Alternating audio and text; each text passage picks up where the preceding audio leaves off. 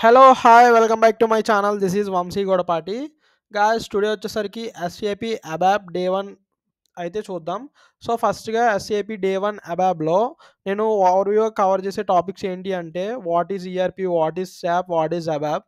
So ఫస్ట్‌గా మనం ERP గురించి చూసుకున్నట్లయితే ఈఆర్‌పి ఫుల్ ఫామ్ వచ్చేసరికి ఎంటర్ప్రైజ్ రిసోర్స్ ప్లానింగ్. ఈఆర్‌పి అనేది మనం ఎందుకు యూజ్ చేస్తామంటే it is the purpose is to manage any company functions. So దీని గురించి ఒక బెస్ట్ ఎగ్జాంపుల్ చెప్పాలి అంటే ఒక మ్యానుఫ్యాక్చరింగ్ ఇండస్ట్రీయే తీసుకుందాం. సో దాంట్లో ఒక ప్రొడక్ట్ మనకి మ్యానుఫ్యాక్చరింగ్ అవ్వాలి అంటే మనకి కావాల్సిన material raw material. So raw material తీసుకున్న తర్వాత ప్రొడక్ట్ మ్యానుఫ్యాక్చరింగ్ అవుతది. అండ్ మ్యానుఫ్యాక్చరింగ్ అయిన తర్వాత సో అది డిస్ట్రిబ్యూటర్స్ దగ్గరికి ఎళ్తది. సో డిస్ట్రిబ్యూటర్స్ తర్వాత అది మార్కెట్‌లోకైతే వస్తది. సో దానికి మనకి స్టెప్ బై స్టెప్ ప్రాసెస్ ఉంటది గదా! ఫంక్షన్ 1, ఫంక్షన్ 2, ఫంక్షన్ 3 అని చెప్పేసి. ఇవన్నిటిల్ని at a single time one స్క్రీన్‌లో మేనేజ్ చేసేదాన్ని ఈఆర్‌పి అంటాము. It is the purpose is to manage any company functions or organisation functions కూడా అనొచ్చు. సో దాన్ని మనం ఈఆర్‌పి అని చెప్పుకోవచ్చు సింపుల్‌గా. అండ్ సెకండ్ పాయింట్ చూసుకున్నట్లయితే SAP. What is SAP? SAP full form వచ్చేసరికి system application and products for real time data processing. మనం ఎవరైనా ఎస్ఏపి ఫుల్ ఫామ్ అడిగితే సిస్టమ్ అప్లికేషన్ అండ్ ప్రొడక్ట్స్ అని చెప్పేసి లీవ్ చేస్తాం. బట్ నాట్ అలా కాదు. ఫుల్ ఫామ్ చెప్పాలి అంటే system application and products for real time data processing are system application and products in data processing.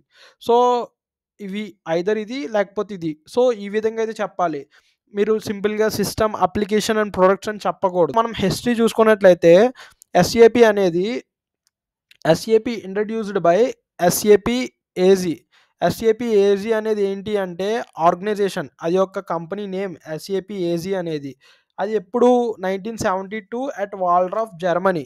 So 1972లో వాల్డ్రాఫ్ జర్మనీలో దాన్ని ఇంట్రొడ్యూస్ చేశారు. వాల్డ్రాఫ్ అనేది ఏంటి అంటే one of the place in Germany. And SAP చూసుకున్నట్లయితే SAP is a German based product. SAP అనేది మనకి ఒక జర్మన్ బేస్డ్ ప్రొడక్ట్ మాట.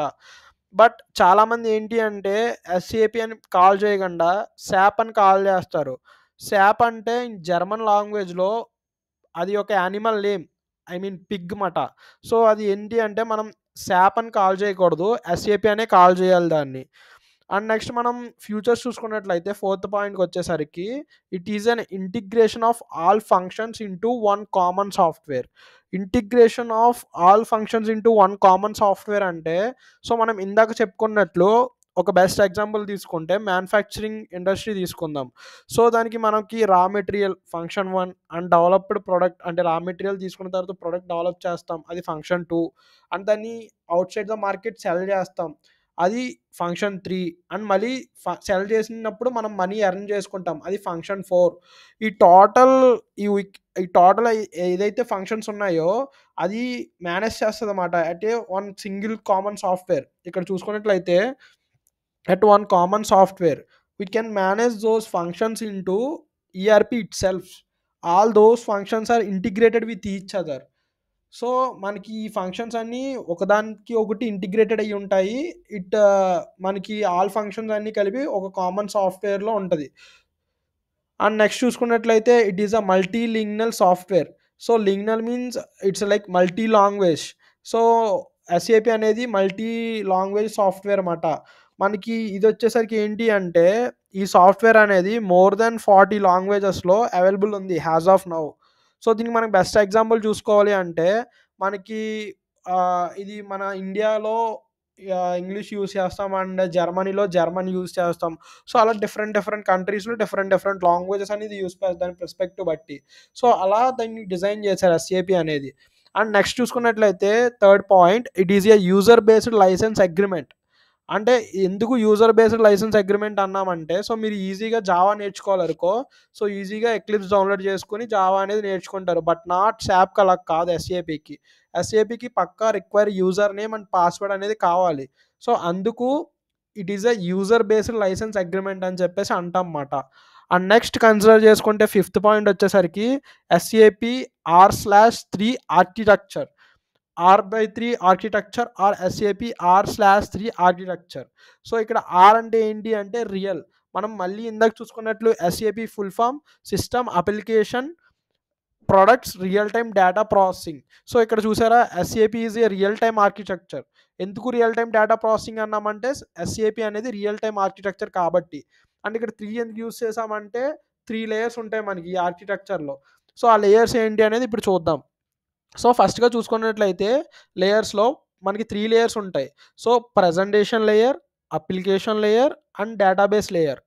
అండ్ ప్రజెంటేషన్ లేయర్ వచ్చేసరికి ఏంటి అంటే యూజర్ ఇంటరాక్షన్ లేయర్ అంటాం మనం. ప్రజెంటేషన్ లేయర్ని యూజర్ ఇంటరాక్షన్ లేయర్ అంటాం. అండ్ నెక్స్ట్ అప్లికేషన్ లేయర్ వచ్చేసరికి writing the program and applications. మనం ప్రోగ్రామ్స్ అండ్ అప్లికేషన్ లేయర్స్లో చేస్తాం. అండ్ డేటాబేస్ లేయర్ వచ్చేసరికి to store and retrieve the data. మనం స్టోర్ చేసుకుంటాం, మళ్ళీ దాన్ని రిట్రైవ్ చేసుకుంటాం డేటాని. దేంట్లో? డేటాబేస్ లేయర్లో. మనకి ఒక బెస్ట్ ఎగ్జాంపుల్ చెప్పాలి అంటే దీనికి ఒక సో అండ్ సో కంపెనీ ఉంది. ఓ సో అండ్ సో సాఫ్ట్వేర్ కంపెనీయే ఉంది. అది ఫస్ట్ హైరింగ్ ఒక 300 మెంబర్స్ని హైర్ చేసుకుంది సో అండ్ సో డేట్లో. బట్ ఆ కంపెనీ అనేది ఎస్ఏపి యూజ్ చేస్తుంది. సో ఎస్ఏపి యూజ్ చేస్తుంది కాబట్టి దాని హెచ్ఆర్ టీమ్ ఏం చేస్తారు, ఆ ఎస్ఏపి ఓపెన్ చేసి ఎస్ఏపి హెచ్ఆర్ ఓపెన్ చేసి దాంట్లో వాళ్ళ యూజర్ నేమ్ పాస్వర్డ్ ఇచ్చి ఓపెన్ చేస్తారు. ఒక స్క్రీన్ అనేది వస్తుంది ఫస్ట్, యూజర్ ఇంటరాక్షన్ లేయర్. దాన్ని మనం యూజర్ ఇంటరాక్షన్ లేయర్ అంటాము. సో ఆఫ్టర్ ఏం జరుగుతుంది, అప్లికేషన్ లేయర్ అంటే మనకి బ్యాక్ ఎండ్ జరుగుతుంది కదా, ప్రోగ్రామ్లోకి వెళ్ళి మనకు అక్కడ మన డీటెయిల్స్ అండ్ మన ఎంప్లాయీ ఐడి, మన లైక్ ఫుల్ డీటెయిల్స్ అనేది దాంట్లో మెన్షన్ చేసి సేవ్ చేస్తారు. వన్స్ సేవ్ చేసిన తర్వాత అది డేటాబేస్ లేయర్లోకి వెళ్తుంది. డేటాబేస్ లేయర్ ఏం చేస్తుంది, టు స్టోర్ ద డేటా. మన డేటాని స్టోర్ చేసుకుంటుంది. ఈ రిట్రైవ్ గురించి తర్వాత మాట్లాడుకుందాం. To store the data. So ఇక్కడికి ఒక ప్రాసెస్ కంప్లీట్ అయింది. ఇదంతా కేస్ 1 అనుకుంటే ఒక ప్రాసెస్ కంప్లీట్ అయింది. బట్ మనం ఎస్ఏపి R/3 ఆర్కిటెక్చర్ని మనం బై డైరెక్షనల్ ఆర్కిటెక్చర్ అని కూడా అంటాము. ఎందుకు ఎస్ఏపి R/3 ఆర్కిటెక్చర్ని బై డైరెక్షనల్ ఆర్కిటెక్చర్ అంటాము అంటే, సో ఇన్ కేస్ హెచ్ఆర్కి అందులో ఒక 300 మెంబర్స్లో ఒకళ్ళ డేటా కావాలి, ఒకళ్ళ ఇన్ఫర్మేషన్ కావాలి అంటే, సో అది ఏం జరుగుతుంది అంటే సో మళ్ళీ ఆ డేటాబేస్ లేయర్ నుంచి అది అప్లికేషన్ లేయర్కి వెళ్తుంది. సో అప్లికేషన్ లేయర్ నుంచి ప్రజెంటేషన్ లేయర్కి వెళ్ళి వాళ్ళకి డిస్ప్లే అవుతుంది వాళ్ళకి కావాల్సిన డేటా. సో ఏంటి అంటే ఫస్ట్ ప్రాసెస్లో చూసుకున్నట్లయితే ప్రజెంటేషన్ లేయర్ నుంచి application layer and application layer నుంచి డేటాబేస్ లేయర్. అండ్ సెకండ్ ప్రాసెస్లో చూసుకున్నట్లయితే అంటే వీళ్ళు డేటా మెన్షన్ చేసేటప్పుడు ప్రజెంటేషన్, అప్లికేషన్, డేటాబేస్. బట్ వీళ్ళు డేటా రిట్రైవ్ చేసుకోవాలి అనుకున్నప్పుడు database layer, application layer, presentation layer. So అందుకే మనకి ఎస్ఏపి R/3 ఆర్కిటెక్చర్ని బై డైరెక్షనల్ ఆర్కిటెక్చర్ అని చెప్పేసి అంటాం. సో ఇది ఒక బెస్ట్ ఎగ్జాంపుల్. సో గాయస్, మనం డే 1 అయితే ఈ ఎస్ఏపి R/3 ఆర్కిటెక్చర్లో అయితే ఎండ్ చేద్దాము. అండ్ డే 2లో మనకి ఇంకా 7 ఇంకా టాపిక్స్ ఉన్నాయి, అవి కవర్ చేద్దాం. నెక్స్ట్ కొన్ని పాయింట్స్ ఉన్నాయి. సో వాటి గురించి అయితే కవర్ చేస్తాం. సో గాయస్, నా కంటెంట్ అనేది మీకు నచ్చినట్లయితే so please subscribe to my channel. Subscribe చేసుకోవడం మట్టికి మర్చిపోకండి. అండ్ నెక్స్ట్ వచ్చేసరికి ఏంటి అంటే ఎవరైతే ఎస్ఏపి అబాప్ మీద మీ ఫ్రెండ్స్ ఎవరైతే నేర్చుకోవాలి అనుకుంటారో అండ్ వాళ్ళకి రిలేటెడ్ ఉన్న వాళ్ళకి నా వీడియో అయితే షేర్ చేయండి. Thank you guys, all the best.